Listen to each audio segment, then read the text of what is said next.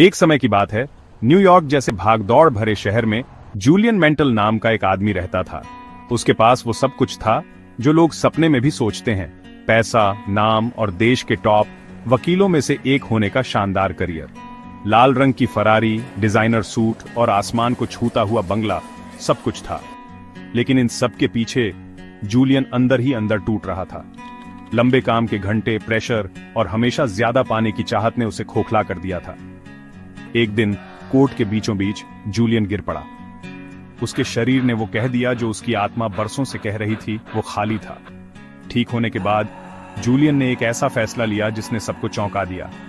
उसने सब कुछ बेच दिया, अपना बंगला, अपनी फरारी, यहां तक कि अपनी लॉ फर्म भी। और फिर वो गायब हो गया। महीने बीत गए, किसी को नहीं पता था वो कहां गया। फिर एक दिन वो वापस आ गया, लेकिन वो पहले जैसा नहीं था। जूलियन की आंखों में एक अलग ही चमक थी, शांत, संतुष्ट, मानो कोई साधु हो। वो परेशान, थका हुआ वकील अब नहीं था। उसकी जगह एक ऐसा इंसान था जिसकी मुस्कान उसकी आत्मा से आती थी।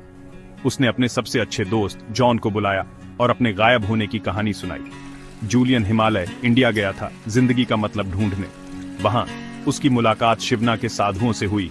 ये ज्ञानी साधु पहाड़ों में रहते थे, दुनिया की भागदौड़ से दूर। उन्होंने जूलियन को जिंदगी जीने के पुराने तरीके सिखाए, मतलब के साथ, संतुलन के साथ और मन की शांति के साथ। उनसे जूलियन ने 7 अनमोल गुण सीखे। अपने मन को कंट्रोल करो, हमारे विचार हमारी दुनिया बनाते हैं। शांत और एकाग्र मन से जिंदगी में ताकत आती है। अपने मकसद का पीछा करो, बिना किसी क्लियर मकसद के आप समुद्र में खोई हुई नाव की तरह हैं। कैज़न का अभ्यास करो, हमेशा बेहतर बनने की कोशिश करो, चाहे छोटे छोटे बदलाव ही क्यों ना हो।